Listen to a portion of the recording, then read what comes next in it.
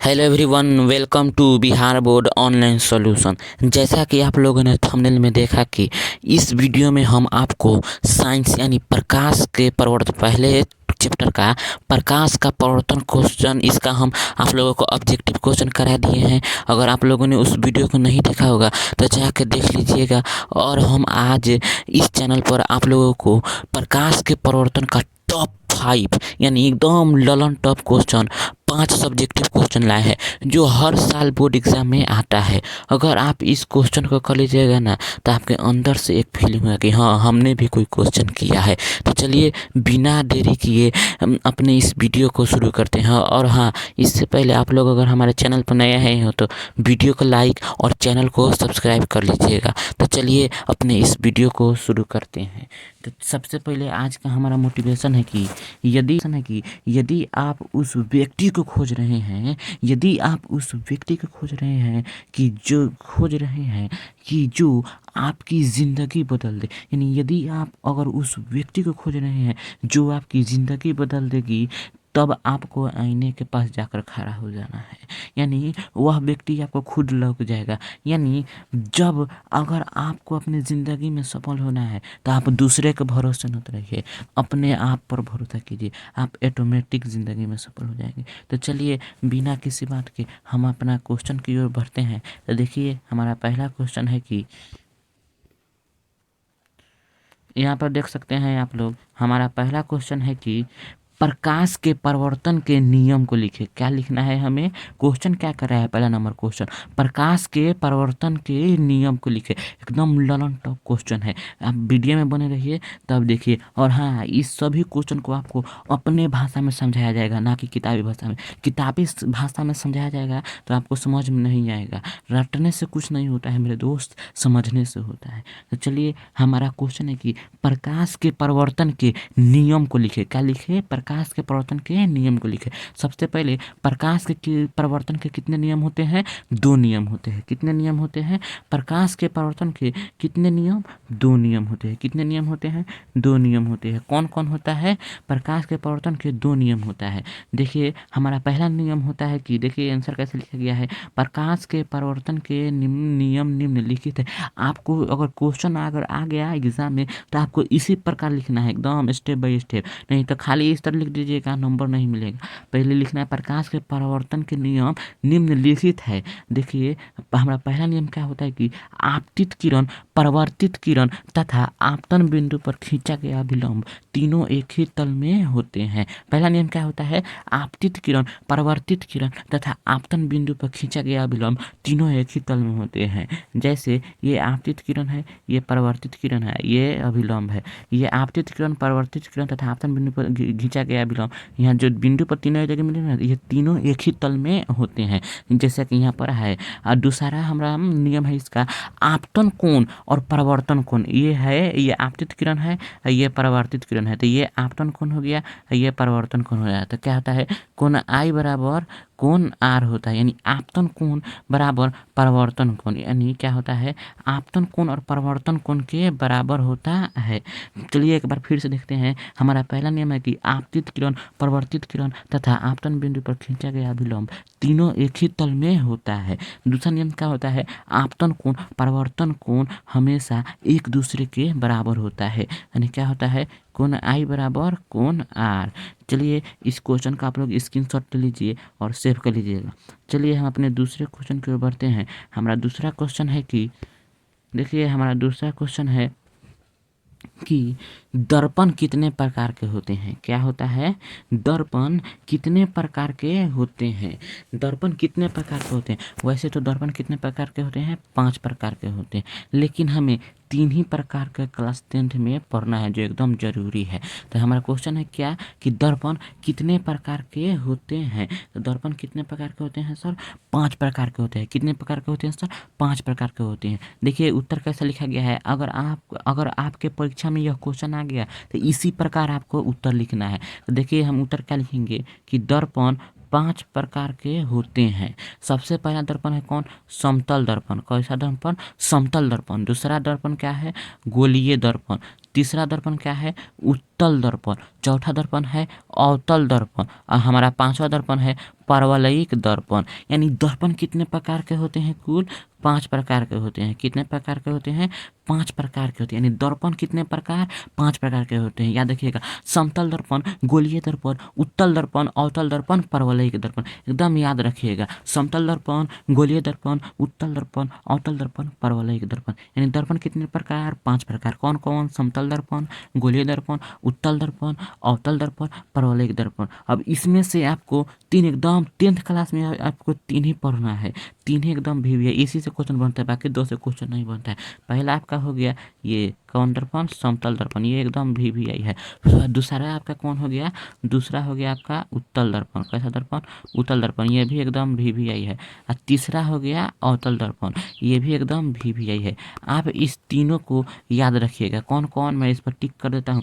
एक आपका हो गया कैसा दर्पण? समतल दर्पण। कैसा दर्पण?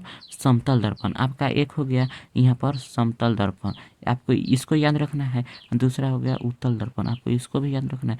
तीसरा हो गया अवतल दर्पण, आपको इसको भी याद रखना है। दर्पण 5 प्रकार का होते हैं, लेकिन आपको 10th में यही तीनों को पढ़ना है, तो आप इस तीनों को याद रखिएगा। चलिए इसका भी स्क्रीनशॉट ले लीजिए, हम आगे बढ़ते हैं। चलिए हमारा अगला क्वेश्चन है कि देखिए, हमारा 3 नंबर क्वेश्चन थोड़ा लॉन्ग है, इसको मैं छोटा कर लेता हूँ, जस्ट सेकेंड। चलिए देखते हैं, हमारा तीसरा नंबर क्वेश्चन है कि हम वाहनों में, किसमें? हम वाहनों में उत्तल दर्पण को पीछे देखने के लिए यानी साइड मिरर के रूप में क्यों इस्तेमाल करते हैं? साइड मिरर के रूप में हमेशा किस दर्पण का उपयोग किया जाता है सर?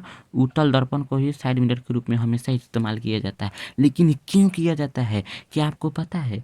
नहीं पता है? अगर चलिए आपको पता है तो भाई आप एकदम ब्रो लेवल को, चलिए नहीं पता है तो मैं आपको समझा देता हूँ। यानी उत्तल दर्पण क्या करता है? किसी भी वस्तु का उसके आकार से छोटा प्रतिबिंब बनाता है और एकदम सीधा प्रतिबिंब बनाता है, जिससे ड्राइवर को क्या होता है? ज़्यादा क्षेत्र की वस्तुएं दिखाई देती है। इसलिए हम उत्तल दर्पण का उपयोग करते हैं। ऐसे भी समतल दर्पण का भी उपयोग किया जा सकता है, लेकिन वह 12 प्रतिबिंब बनाता है, जिससे वह काम नहीं करेगा। लेकिन उत्तल दर्पण क्या करता है? किसी भी वस्तु का उससे आकार के छोटा प्रतिबिंब बनाता है और ज़्यादा क्षेत्र की वस्तुएं हमें दिखाता है। इसलिए हम उत्तल दर्पण का उपयोग करते हैं, किसमें? वाहनों में। तो चलिए आपको समझ में आ गया होगा, आपको यहीं पर क्वेश्चन आंसर याद करवा दिया जाएगा, आपको रटने की जरूरत नहीं है। तो देखिए हम उत्तर क्या लिखा है, एक बार इससे भी देख लीजिए। उत्तर है हमारा वाहनों जैसे मोटरसाइकिल, मोटर कार, ट्रक, बस इत्यादि। मैं सबका नाम नहीं लिख पाया, इसके लिए आप लोगों से हाथ जोड़कर माफी मांगना चाहता हूँ, मैं 2 ही लिख पाया हूँ। जैसे है वाहनों जैसे मोटरसाइकिल, मोटर कार, जैसे और कई वाहनों में पीछे देखने के लिए, कहाँ देखने के लिए? पीछे देखने के लिए साइड मिरर लगा रहता है। ड्राइवर के बगल में जो शीशा नहीं लगा रहता है उसको ही कहते हैं साइड मिरर। उत्तल दर्पण पीछे देखने के लिए उत्तल दर्पण को लगाया जाता है। किसको लगाया जाता है सर? उत्तल दर्पण को लगाया जाता है। क्यों? क्योंकि उत्तल दर्पण किसी भी वस्तु का, किस हम बताए हैं नहीं, अभी बताए हैं, क्योंकि उत्तल दर्पण किसी भी वस्तु का हमेशा कैसा प्रतिबिंब बनाता है सर? बोलिए बोलिए, जहाँ है वहीं पर बोलिए, चाहे आप बाथरूम में क्यों ना हो वहीं पर बोलिए। हमेशा कैसा प्रतिबिंब बनाता है? सीधा प्रतिबिंब बनाता है। क्योंकि उत्तल दर्पण कैसा प्रतिबिंब बनाता है? हमेशा वस्तु का सीधा प्रतिबिंब बनाता है, तथा यह वस्तु से छोटा, कैसा? यह वस्तु से छोटा प्रतिबिंब बनाता है। कैसा बनाता है? वस्तु से छोटा तथा सीधा प्रतिबिंब बनाता है, जिससे ज्यादा दूर के वस्तु हमें इस दर्पण में दिखाई देती है। क्या करता है उत्तल दर्पण? हमेशा सीधा प्रतिबिंब बनाता है और वस्तु से छोटा प्रतिबिंब बनाता है, जिससे क्या होता है? हमें ज़्यादा दूर के वस्तुएं दिखाई देती है। इसलिए हम वाहनों में उत्तल दर्पण का उपयोग करते हैं। अब आपको समझ में आएगा। चलिए एक बार और इसका देखते हैं। वाहनों में जैसे मोटरसाइकिल, कैसा? मोटरसाइकिल, मोटर कार जैसे और कई वाहनों में पीछे देखने के लिए यानी साइड मिरर के रूप में, ड्राइवर के बगल में जो शीशा लगा रहता है ना उसको साइड मिरर कहते हैं, उसे पीछे देखने के लिए उत्तल दर्पण को लगाया जाता है। अब क्यों लगाया जाता है? क्योंकि उत्तल दर्पण क्या करता है? हम जो वस्तु है ना, आप वस्तु मोबाइल, कार, स्कूटर, बैग जो भी रख लीजिए, उसके आकार से छोटा प्रतिबिंब बनाता है हमेशा और सीधा प्रतिबिंब बनाता है। क्योंकि उत्तल दर्पण किसी भी वस्तु से हमेशा सीधा प्रतिबिंब बनाता है तथा यह वस्तु से छोटा प्रतिबिंब बनाता है। कैसा प्रतिबिंब बनाता है? करता है, हमेशा वस्तु से छोटा प्रतिबिंब बनाता है, जिससे ज़्यादा दूर की वस्तुएं हमें दर्पण में दिखाई देती है। इसलिए हम वाहनों में उत्तल दर्पण का उपयोग करते हैं।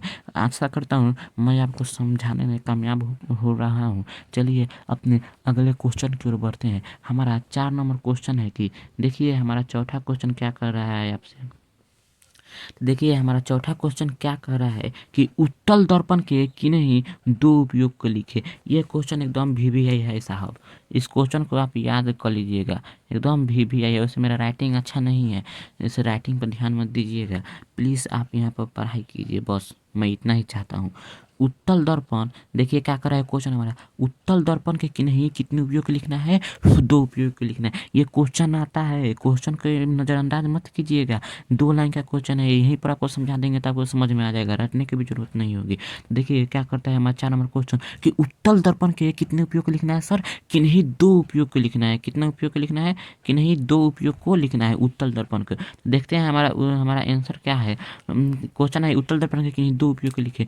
उत्तर देखिए हम क्या लिख रहे हैं, उत्तल दर्पण का दो उपयोग निम्नलिखित है। अगर आपके क्वेश्चन में, अगर आपके क्वेश्चन ये आ जाए परीक्षा में तो आपको सेम टू सेम आपको आंसर लिखना है। पहले आपको हेडिंग डाल देना है उत्तल दर्पण का उपयोग, दो उपयोग जितना पूछे उतना लिख देना है। जैसे हमने यहाँ पर लिखा है उत्तल दर्पण का दो उपयोग निम्नलिखित है। देखिए पहला उपयोग क्या है, उत्तल दर्पण का उपयोग वाहनों में किया जाता है। मैंने अभी आपको बताया है, जस्ट पहले बताया, आपको याद ही होगा। उत्तल दर्पण का उपयोग किस में किया जाता है सर, बोलिए, जहाँ है वहीं पे बोलिए, चाहे आप बाथरूम में क्यों ना हो वहीं पे बोलिए, आपको वहीं पे दिखाएंगे हाँ मेरा बच्चा पढ़ाई कर रहा है। तो देखिए उत्तल दर्पण का उपयोग वाहनों में किया जाता है, पीछे देखने के लिए, क्या करने के लिए, पीछे देखने के लिए। किस में किया जाता है उत्तल दर्पण का उपयोग, वाहनों में किया जाता है, क्या करने के लिए, पीछे देखने के लिए, जिससे ड्राइवर और अधिक क्षेत्र में आ रही गाड़ियों को देख पाता है। यानी उत्तल दर्पण का उपयोग क्या किया जाता है, पीछे देखने के लिए किया जाता है, क्योंकि ड्राइवर ज़्यादा दूर की वस्तु को देख सकता है। उत्तल दर्पण में आखिर क्यों देख सकता है, क्योंकि उत्तल दर्पण हमेशा किसी भी वस्तु का सीधा प्रतिबिंब बनाता है तथा वस्तु के आकार से छोटा प्रतिबिंब बनाता है, जिससे ड्राइवर क्या करता है, ज़्यादा दूर के वस्तुओं को देख सकता है और उसे कार चलाने में आसानी होती है। तो हमारा पहला देखिए क्या कर रहा है, उत्तल दर्पण का उपयोग कहाँ किया जाता है, उत्तल दर्पण का उपयोग वाहनों में किया जाता है, पीछे देखने के लिए। कहाँ देखने के लिए, पीछे देखने के लिए।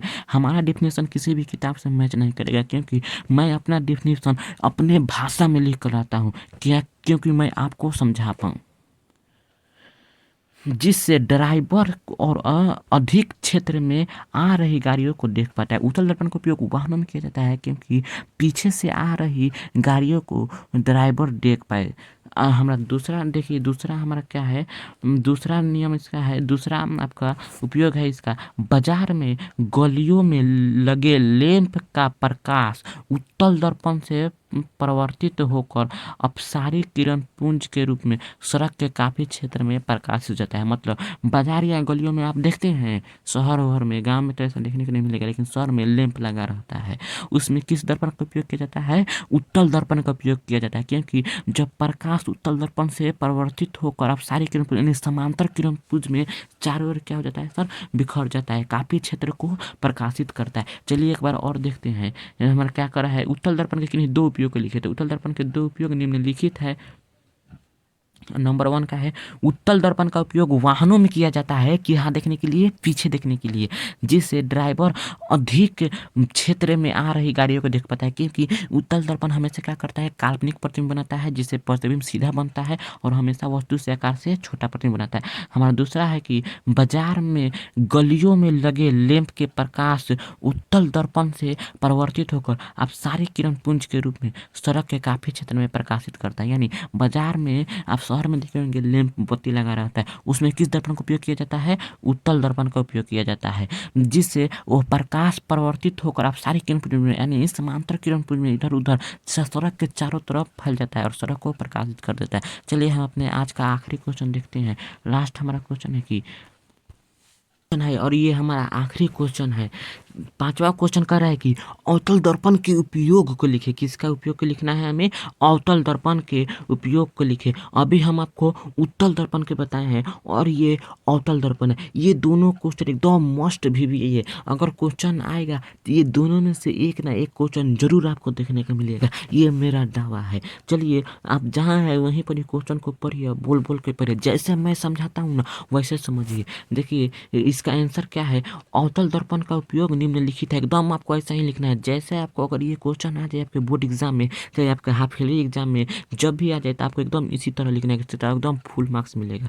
देखिए हम अपना पहला आंसर लिख लें। अवतल दर्पण का उपयोग सैलून में किया जाता है। अब सैलून में क्यों किया जाता है? देखिए लिखे हैं, क्योंकि यह वस्तु के आकार से बड़ा प्रतिबिंब बनाता है। कैसा प्रतिबिंब बनाता है? वस्तु के आकार से बड़ा प्रतिबिंब बनाता है, जिससे नाई को हजामत बनाने में आसानी होती है। अवतल दर्पण क्या करता है? वस्तु के आकार से बड़ा प्रतिबिंब बनाता है। जैसे आप उसके सामने एक कलम ले जाइएगा ना, तो इस कलम के दोगुना साइज का आपको कलम बना देगा, यानी चित्र प्रतिबिंब बना देगा। अवतल दर्पण क्या करता है? वस्तु के आकार से बड़ा प्रतिबिंब बनाता है, इसलिए इसका उपयोग सैलून में किया जाता है, जिससे नाई को क्या होता है? हजामत बनाने में आसानी होती है। तो आई होप ये क्वेश्चन आपको समझ में आ जाएगा। चलिए दूसरा क्या कर रहा है?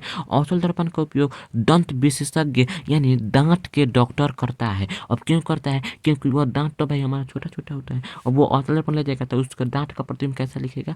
बड़ा बड़ा लिखेगा, जिससे वह अपना डेंटिस्ट होता है, अपना बीमारी पकड़ पाता है कि आपके दांत में क्या है क्या नहीं है, वो अपना चेक कर पाता है। तो क्वेश्चन क्या कर रहा है कि तो अवतल दर्पण में, किसमें? अवतल दर्पण का उपयोग दंत विशेषज्ञ यानी दांत के डॉक्टर करता है, क्योंकि अवतल दर्पण क्या करता है? वस्तु के आकार से बड़ा प्रतिबिंब बनाता है। कैसा प्रतिबिंब बनाता है अवतल दर्पण? वस्तु के आकार से बड़ा प्रतिबिंब बनाता है, जिससे डॉक्टरों को दांत देखने में आसानी होती है। चलिए इस क्वेश्चन को एक बार और आपको पढ़ा देते हैं। हमारा 5 नंबर क्वेश्चन कर रहा है कि अवतल दर्पण के उपयोग को लिखे। तो हमारा उत्तर क्या हो जाएगा? अवतल दर्पण के उपयोग निम्नलिखित है। 1 नंबर क्या है? अवतल दर्पण का उपयोग सैलून में किया जाता है, क्योंकि यह वस्तु के आकार से बड़ा प्रतिबिंब बनाता है। कैसा प्रतिबिंब बनाता है? वस्तु के आकार से हमेशा कैसा प्रतिबिंब बनाएगा? सर बड़ा प्रतिबिंब बनाएगा। जहाँ हो बोलो बोलो बाबा बोलो, जहाँ हो वहीं पर बोलो, चाहे आप बाथरूम में क्यों ना हो, घर पर हो, बाथरूम पर हो, नहा रहे हो, वहीं पर बोलो। आपका माता पिता की छाती गर्भ से चौड़ा हो जाएगा। चलिए हमारा क्वेश्चन है कि जिससे नाई को हजामत बनाने में आसानी होती है, यानी अवतल दर्पण का उपयोग सैलून में किया जाता है, क्योंकि वस्तु के आकार से बड़ा प्रतिबिंब बनाता है, जिससे नाई को हजामत बनाने में आसानी होती है। दूसरा है कि अवतल दर्पण का उपयोग दंत विशेषज्ञ यानी दांत का डॉक्टर करता है, क्योंकि अवतल दर्पण वस्तु के आकार से बड़ा प्रतिबिंब बनाता है, जिससे डॉक्टरों को दांत देखने में आसानी होती है। तो चलिए आज का हमारा क्वेश्चन 5 था। आशा करता हूँ आपको यह क्वेश्चन समझ में आया होगा। चलिए अगर आपको यह वीडियो अच्छा लगा है तो प्लीज़ अपने चैनल को सब्सक्राइब और प्लीज़ हमारे चैनल को सपोर्ट कीजिए। हम आपके लिए ऐसा ही कंटेंट और एकदम VBI जो बोर्ड एग्जाम के लिए ज़रूरी है सभी विषय का कराएंगे। और लाइक कीजिए इस वीडियो को। आशा करता हूँ आपको यह वीडियो पसंद आएगा। अगर आपने इस वीडियो को यहाँ तक देख लिया है तो मैं दावे से कह सकता हूँ अब की बार 450 प्लस पार। अब की बार सब टॉपर होगा, चाहे वो टॉपर अपने स्कूल का हो, अपने डिवीज़न का हो, अपने घर का हो, अपने गांव का हो, अपने ज़िला का हो, अपने मोहल्ला का हो, चाहे वो स्टेट टॉपर हो, लेकिन अब की बार हर कोई टॉपर होगा, सबको टॉपर बनाऊंगा मैं। तो चलिए अपने वीडियो को यहीं पर ख़त्म करते हैं। आशा करता हूँ आपको ये वीडियो पसंद आया होगा। पसंद आया होगा तो चैनल को सब्सक्राइब, वीडियो को लाइक और प्लीज़ अपने दोस्तों में इस वीडियो को शेयर कर दीजिएगा, ताकि आपके चलते उनका भी फ्यूचर बन सके। तो चलिए मिलते हैं आपके किसी और दूसरे वीडियो में। नमस्कार, बाय बाय।